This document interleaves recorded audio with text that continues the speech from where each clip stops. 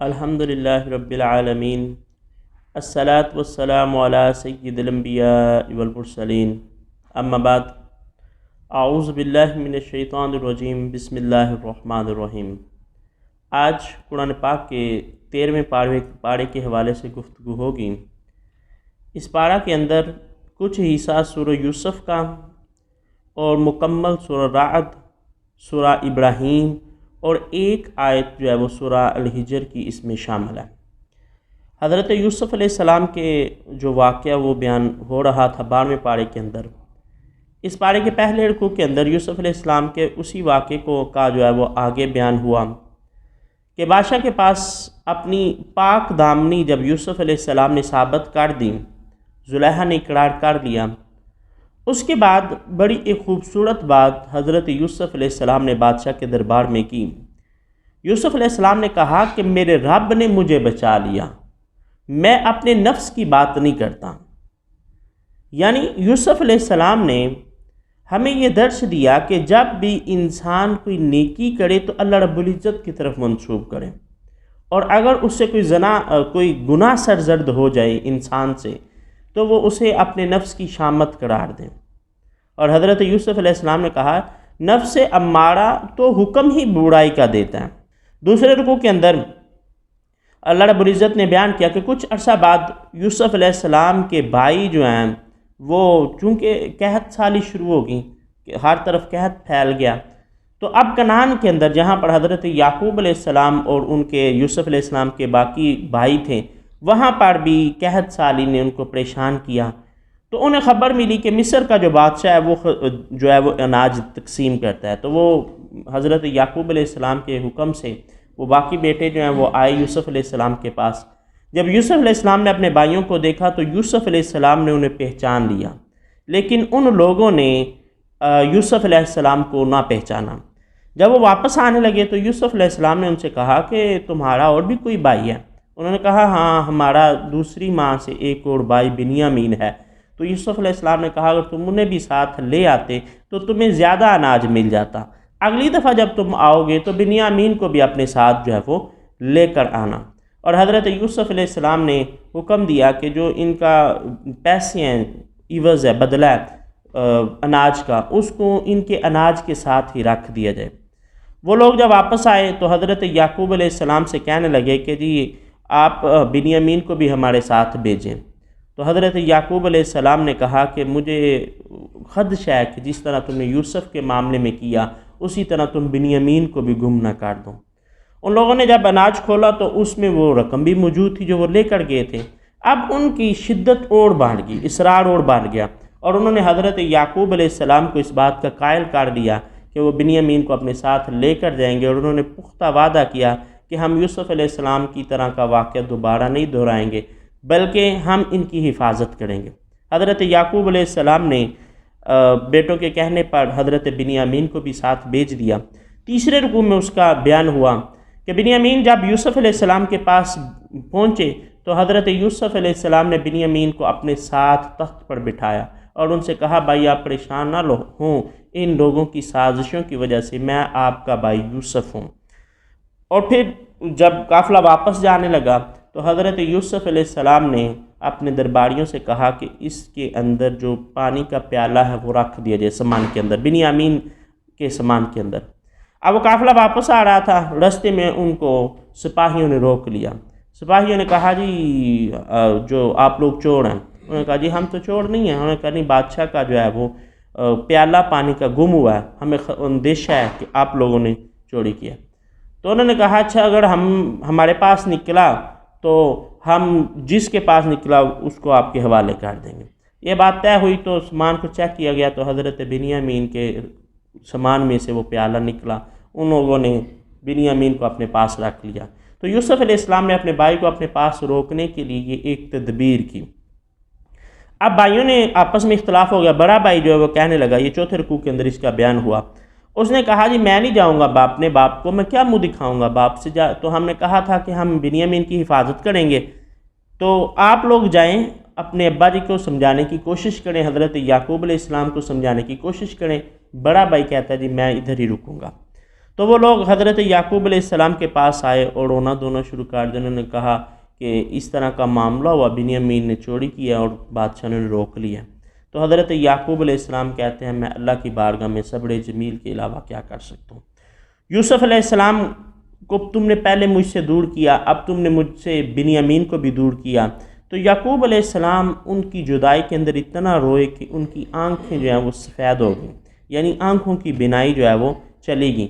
بیٹوں نے بڑا سمجھایا، کہنے لگا ابا جان آپ ان کی اتنی فکر نہ کیا کریں، ایسا نہ ہو کہ اپنی جان جو ہے وہ گوا بیٹھے۔ اب یعقوب علیہ السلام نے ان کو کہا کہ اب تم جب جاؤ گے تو بنیامین کو اپنے ساتھ ہر صورت میں لے کر آنا۔ وہ بیٹے گئے دوبارہ سامان لینے کے لیے۔ یوسف علیہ السلام نے ان سے پوچھا اچھا یہ بتاؤ کہ تم نے یوسف کے ساتھ کیا کیا؟ جب یوسف علیہ السلام نے یہ سوال کیا تو بھائیوں نے بھی پہچان لیا۔ انہوں نے کہا کیا آپ یوسف ہیں؟ انہوں نے کہا ہاں میں یوسف ہوں۔ تو حضرت یوسف علیہ السلام نے ان کو اپنی قمیص دی کہ یہ قمیص لے جاؤ اور میرے باپ کی آنکھوں پر لگانا تو ان کی بینائی جو ہے وہ درست ہو جائے گی۔ اب اس کے بعد 5ویں رکوع کے اندر اس چیز کا بیان ہوا کہ وہ قافلہ جب مصر سے کنعان کی طرف چلا تو حضرت یعقوب علیہ السلام نے اپنے اہل خانہ سے کہا میں محسوس کر رہا ہوں حضرت یوسف علیہ السلام کی خوشبو کو۔ تو اہل خانہ جو گھر والیاں تھیں انہوں نے کہا کہ اے یعقوب اب ہمیں ایسا محسوس ہوتا ہے کہ آپ ان کی پرانی جو یوسف علیہ السلام کی پرانی محبت ہے وہ تازہ ہو گئی ہے، اس وجہ سے آپ کو ایسا محسوس ہو رہا ہے۔ لیکن حضرت یعقوب علیہ السلام بضد تھے کہ نہیں میں محسوس کرتا ہوں کہ جیسے یوسف میرے قریب آ رہے ہیں اور ان کی خوشبو کو میں پاتا ہوں۔ تو وہ خوشخبری سنانے والا جب آیا اس نے حضرت یعقوب علیہ السلام کی آنکھوں پر وہ قمیص لگائی تو حضرت یعقوب علیہ السلام کی بینائی جو ہے وہ واپس لوٹ آئی۔ اب وہ حضرت یوسف علیہ السلام نے حکم دیا تھا کہ میرے باپ اور ان کے اہل خانہ کو یعنی سارے قبیلے والوں کو مصر میں لے آئیں۔ جب قافلہ مصر آیا حضرت یعقوب علیہ السلام اور اپنی والدہ کو حضرت یوسف علیہ السلام نے اپنے ساتھ تخت پر بٹھایا۔ جب سارے بھائی اور ان کی والدہ اور ان کا باپ وہاں موجود تھے تو وہ سارے سجدے میں گر گئے۔ تو حضرت یوسف علیہ السلام نے کہا ابا جان یہ ہے وہ خواب جو میں نے بچپن میں دیکھا تھا، میرے خواب کی یہ جو ہے وہ تعبیر ہے۔ یہ قصہ اس 11 رکوعات کے اندر بیان ہوا، یعنی سورہ یوسف کی 11 رکوعات کے اندر۔ 12ویں رکوع میں اللہ رب العزت نے پھر امت محمدی علیہ السلام کو خطاب کیا کہ فرمایا یہ جو واقعات بیان کیے جاتے ہیں یہ ایسے نہیں ہوتے، ان کے اندر دروس اور عبر ہوتے ہیں، ان سے نصیحت حاصل کرنی ہوتی ہے۔ تو یہ واقعات اس لیے بیان کیے جاتے ہیں تاکہ انسان ان سے نصیحت حاصل کرے اور اپنی اصلاح کرے۔ یہ معاملات سارے سورہ یوسف کے اندر بیان ہوئے۔ اس کے بعد جو ہے وہ سورہ رعد، سورہ رعد جو ہے اس کے اندر 6 رکوع ہیں اور 43 آیات ہیں۔ اس کے مکی اور مدنی ہونے کے حوالے سے اختلاف ہے، اور اس کا جو مضمون ہے وہ یہ بتاتا ہے کہ اس کی بعض آیات جو ہیں وہ مکی ہیں اور بعض آیات جو ہیں وہ مدنی ہیں۔ الرعد کا جو لفظی معنی ہے اس کے بارے میں 2 چیزیں ہیں۔ ایک یہ ہے کہ رعد جب دو بادل آپس میں ٹکراتے ہیں تو اس سے جو کڑک پیدا ہوتی ہے اس کو رعد کہتے ہیں۔ دوسرا وہ فرشتہ جو بادلوں کو چلاتا ہے، جس کی ڈیوٹی ہے بادلوں کو ادھر سے ادھر لے کر جاتا ہے، اس فرشتے کا نام رعد ہے۔ تو اس کے سورہ رعد کے اندر پہلے رکوع میں رب کائنات نے اپنی قدرت کے حوالے سے بیان فرمایا۔ خالق کائنات نے فرمایا تمہارا رب وہ ہے کہ جس نے آسمانوں کو بغیر ستونوں کے بلند کر دیا۔ پھر رب کائنات نے فرمایا چاند اور سورج اس کے حکم کے پابند ہیں اور ہر کام کی تدبیر وہ رب فرماتا ہے۔ اس نے زمین کو پھیلایا ہے۔ آج ہم جب جدید سائنس میں بات کرتے ہیں تو ہمیں بتایا جاتا ہے زمین جو ہے وہ الپٹیکل ہے، بیضوی شکل کی ہے، لیکن کہیں سے ہمیں یہ پھسلتی ہوئی دکھائی نہیں دیتی۔ اس کی وجہ کیا؟ رب کائنات کہتے ہیں میں نے اس کو پھیلایا ہے، یعنی اس کی حیت اس طرح کی ہے کہ اس پر زندگی کو ممکن کیا ہے، یعنی اس پر زندگی جو ہے وہ اپنی بقا رکھتی ہے۔ اس کے بعد رب کائنات نے فرمایا وہ رب وہ ہے کہ جس نے پہاڑ بنائے، جس نے دریا بہائے، ہر قسم کے پھلوں کے اس نے جوڑے بنائے۔ یعنی آج کی جدید سائنس میں یہ بات تو سمجھنا بڑا آسان ہے، لیکن آج سے 1400-1500 سال پہلے جب قرآن نازل ہو رہا تھا اس وقت یہ بیان بڑا عجیب تھا کہ رب کائنات فرماتا ہے کہ صرف جانوروں کے اندر نہیں بلکہ پودوں کے اندر بھی ہم نے جوڑے جوڑے پیدا کیے ہیں۔ یعنی جوڑوں کے اندر بھی میل فیمیل کا جو ہے وہ تصور موجود ہے۔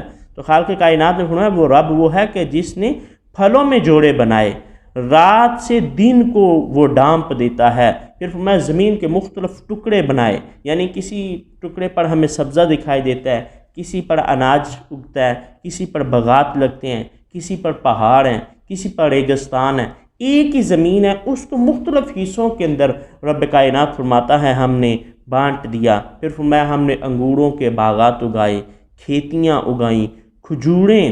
پھر رب کائنات نے اس سے آگے انسان کو دعوت فکر دی، کہا کچھ ایک تنے سے پھوٹتی ہیں، کچھ مختلف شاخوں سے نکلتی ہیں، یعنی پھل جو ہے ایک ہی شاخ سے نکلتا ہے اور پھر مختلف شاخوں سے نکلتا ہے، دیکھنے میں ایک ہوتا ہے اور محسوس بھی ایک جیسا ہوتا ہے، لیکن ان دونوں کا ذائقہ جو ہے مختلف ہے۔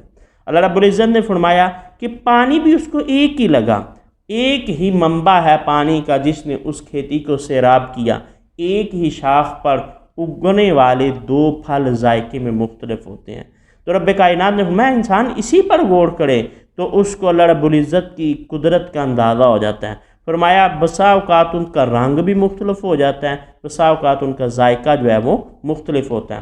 پھر اس کے بعد اللہ رب العزت نے جو دعوت فکر دی، خالق کائنات نے فرمایا اگر تو حیرت میں گم ہو جائے تو اس سے بھی حیران کرنے والی بات یہ ہے کہ وہ کہتے ہیں مر کر جب انسان مٹی ہو جائے تو نئے سرے سے پیدا نہیں کیا جا سکتا۔ اللہ رب العزت نے انسان کو دعوت فکر دی کہ انسان وہ رب جس نے اتنا زمین و آسمان کا وسیع و عریض نظام جو ہے وہ منظم کیا ہے، ہر چیز کی تدبیر کی ہے، اس نے پہلی دفعہ اتنا خوبصورت نظام جب بنا لیا تو اس کے لیے یقیناً دوسری دفعہ کا بنانا مشکل نہیں ہے۔ پھر دوسرے رکوع کے اندر رب کائنات نے فرمایا اللہ وہ ہے کہ جو جانتا ہے جو مادہ کے پیٹ میں ہے، ماں کے پیٹ کے اندر۔ یہاں پر مفسرین اکرام نے فرمایا اس سے مراد تغیر حمل ہے۔ حمل کی آج ہم سٹیجز بیان کرتے ہیں نا کہ بچہ اب 1 ماہ بعد اس پوزیشن کے اندر ہوتا ہے، 2 ماہ بعد اس کی یہ حالت ہوتی ہے، 4 ماہ بعد اس کے اندر جو ہے وہ حرکت پیدا ہو جاتی ہے، پھر ہڈیاں پیدا ہوتی ہیں، وہ مختلف مراحل سے گزرتا ہے ماں کے پیٹ کے اندر۔ اللہ رب العزت نے فرمایا میں جانتا ہوں کہ وہ جو جن حالات سے گزر رہا ہے اس پر بھی اللہ رب العزت کی نظر ہے۔ تو اللہ رب العزت نے اس میں اشارہ دیا کہ انسان جب تو ماں کے پیٹ کے اندر تھا اس وقت بھی تو ہماری نگرانی میں تھا، ہم اس وقت کے تغیرات کو بھی دیکھ رہے تھے۔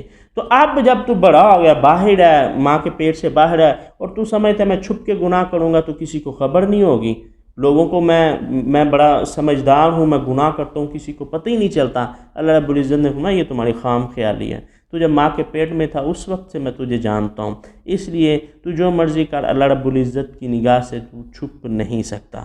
اس کے بعد تیسرے رکوع میں اللہ رب العزت نے ایمان والوں کا ذکر کیا، فرمایا وہ جو جوڑنے کا اللہ حکم دیتے اس کو جوڑتے ہیں۔ یعنی اس میں یہ بیان ہوا ہے کہ جس چیز کے ساتھ اللہ نے تعلق کو قائم کرنے کا حکم دیا، ایمان والے وہ ہیں کہ جو اس تعلق کو قائم کرتے ہیں، یعنی ہمارے رشتہ دار رسول اللہ صلی اللہ علیہ وآلہ وسلم نے رشتوں کو جوڑنے کا حکم دیا، اور بھی وہ چیزیں وہ ساری آیت کریمہ کے تحت آئیں گی۔ تو آج ہم اپنے رویوں کو دیکھو، ہم کتنی ہی بہنیں ایسی ہیں جو بھائیوں کے گھروں میں داخل نہیں ہوتی کہ جی ہماری ناراضگی ہے، کتنے ہی بھائی ایسے ہیں جو باپ کے گھر داخل نہیں ہوتے کہ جی ہماری ناراضگی ہے، کتنے ہی رشتہ دار کتنے سالوں سے ایک دوسرے کو بلانا چھوڑ چکے ہیں، ان کے لیے درس عبرت ہے۔ اللہ فرماتا ہے ایمان والا وہ ہے کہ جو جوڑتا ہے اس چیز کو جس کو اللہ جوڑنے کا حکم دے۔ اللہ کے رسول صلی اللہ علیہ وآلہ وسلم نے فرمایا کہ جو رشتوں کو توڑنے والا وہ جنت میں داخل نہیں ہو سکتا، یعنی رشتوں کو جوڑنے کا حکم اسلام اور رسول اللہ صلی اللہ علیہ وآلہ وسلم نے دیا۔ تو اللہ رب العزت نے فرمایا کہ ایمان والے وہ ہیں جو جوڑتے ہیں اسے جسے اللہ نے جوڑنے کا حکم دیا۔ چوتھے رکوع کے اندر اللہ رب العزت نے فرمایا مومن مطمئن رکھتے ہیں خود کو اللہ کے ذکر کے ساتھ، یعنی جو ایمان والے ہیں وہ خود کو اللہ کے ذکر سے مطمئن رکھتے ہیں۔ پھر فرمایا الا بذکر اللہ تطمئن القلوب، خبردار ہو جو کہ انسان کے دلوں کا اطمینان اللہ کے ذکر کے اندر ہے۔ انسان غافل ہو جاتا ہے نا، مختلف ایکٹیویٹیز کرتا ہے، وہ کبھی سمجھتا ہے جی میں دوستوں کے پاس بیٹھوں گا تو میرا دل مطمئن رہے گا، ریلیکس ہو جاؤں گا، کبھی وہ کہتا ہے میں فلاں کروں گا تو مطمئن ہوگا، کبھی کہتا ہے فلاں کروں گا۔ تو اللہ رب العزت نے اصول بیان فرما دیا، خالق کائنات میں خبردار، دلوں کا اطمینان اللہ کے ذکر میں ہے، نہ دنیا سے، نہ دولت سے، نہ گھر آباد کرنے سے۔ نہ دنیا سے، نہ دولت سے، نہ گھر آباد کرنے سے، تسلی دل کو ہوتی ہے خدا کو یاد کرنے سے۔ کہ انسان کے پاس جتنا مرضی بینک بیلنس ہو جائے، اس کے دل کو اطمینان نہیں مل سکتا جب تک وہ اللہ کی طرف رجوع نہ کرے۔ اس کے بعد 5ویں رکوع کے اندر اللہ رب العزت نے پہلی امتوں کے رویے کو بطور دلیل پیش کیا کہ پہلی امتوں کو مہلت دی گئی تو وہ باز نہ آئے، جب باز نہ آئے تو اس کے بعد اللہ نے ان کی گرفت فرمائی اور قومیں جو ہیں ان کو تباہ کر دیا گیا۔ اور اس رکوع میں پھر ایمان والوں اور کافروں دونوں کا بیان ہوا، اور کافروں کے لیے عذاب اور ایمان والوں کے لیے انعامات کا بیان ہوا۔ 6 رکوع کے اندر اللہ رب العزت نے فرمایا آپ سے پہلے نبی آئے، ان کے لیے بیویاں اور اولاد تھیں۔ یعنی مشرکین مکہ جو اعتراضات رسول اللہ صلی اللہ علیہ وآلہ وسلم کی ذات پر کرتے تھے، ان میں سے ایک اعتراض یہ بھی تھا کہ یہ نبی تو ہم جیسے ہی ہے، اس کی بیوی بھی ہیں، اس کے بچے بھی ہیں۔ تو اللہ رب العزت نے فرمایا کہ آپ صلی اللہ علیہ وآلہ وسلم سے پہلے بھی جتنے انبیاء علیہ السلام اس کائنات کے اندر مبعوث ہوئے، ان کی بھی بیویاں بھی تھی اور ان کے بھی بچے تھے۔ اس کے بعد سورہ ابراہیم ہے۔ سورہ ابراہیم کے 7 رکوع ہیں، 52 آیات، 52 آیات، اور یہ مکی صورت ہے۔ اس کا آغاز حروف مقطعات کے ساتھ ہوا۔ اس کے بعد فرمایا گیا کہ آپ کتاب جو ہے وہ آپ صلی اللہ علیہ وسلم پر نازل کی تاکہ لوگوں کو اندھیروں سے نکال کر روشنی کی طرف لے جائیں۔ قرآن اور نبی علیہ السلام کو مبعوث کرنے کا مقصد یہ ہے کہ لوگ اندھیرے میں بھٹک رہے ہیں، جہالت کے اندر ہیں، ان کو وہاں سے نکالا جائے اور روشنی کی طرف لے آیا جائے۔ پھر فرمایا اللہ مالک ہے زمین و آسمان کا، کفار آخرت پر دنیا کو اہمیت دیتی ہیں۔ کافروں کا طرز عمل یہ ہے کہ وہ آخرت کی بجائے دنیا کو پسند کرتے ہیں اور دوسروں کو بھی روکتے ہیں، یعنی وہ خود بھی دین کی طرف نہیں آتے اور دوسروں کو بھی دین کی طرف آنے نہیں دیتے۔ رسولوں کو جس قوم کی طرف بھیجا گیا ان کی ہی زبان میں بھیجا گیا، یعنی رسول اللہ صلی اللہ علیہ وسلم جب آئے عربیوں کی طرف، اہل عرب کی طرف، تو رسول اللہ صلی اللہ علیہ وسلم کی زبان بھی عربی تھی، قرآن کی زبان جو ہے وہ بھی عربی تھی۔ تو اللہ نے فرمایا ہم نے جس نبی کو جس قوم کی طرف بھیجا انہی میں سے بھیجا اور انہی کی زبان کے پر بھیجا، یعنی وہی لینگویج استعمال کی گئی۔ اس کے بعد دوسرے رکوع کے اندر اللہ رب العزت نے فرمایا اگر تم شکر کرو گے تو اور زیادہ دیا جائے گا۔ حضرت داؤد علیہ السلام کا مفسرین اکرام نے اس میں قول نقل کیا۔ داؤد علیہ السلام نے اپنے رب کی بارگاہ میں عرض کیا کہ باری تعالیٰ تیرا شکر کیسے کریں جبکہ شکر بھی تیری توفیق کے ساتھ ہے، یعنی شکر بھی وہی کرتا ہے جس کو تو توفیق دیتا ہے۔ تو اللہ رب العزت نے داؤد علیہ السلام سے کہا اے داؤد نبی اللہ، جو شخص یہ بات سمجھ جائے وہ اللہ کا شاکر بندہ ہے، وہ اللہ کا شکر کرنے والا ہے، یعنی شکر کی توفیق بھی اللہ ہی دیتا ہے۔ انسان جب اس چیز کا قائل ہو جائے کہ جو میں نیکیاں کرتا ہوں میں از خود نہیں کرتا، یہ اللہ کی توفیق سے ہوتی ہیں، تو جب انسان اس بات کو سمجھ جاتا ہے پھر اس کے دل کے اندر تکبر اور غرور جیسے صاف پیدا نہیں ہوتے، پھر وہ سمجھتا ہے اور عاجزی اور انکساری کو اختیار کرتا ہے۔ تو اللہ نے فرمایا یہی شکر ہے۔ اس کے بعد تیسرے رکوع میں کفار رسولوں سے کہتے ہیں کہ ہم تمہیں اپنی زمینوں سے نکال دیں گے۔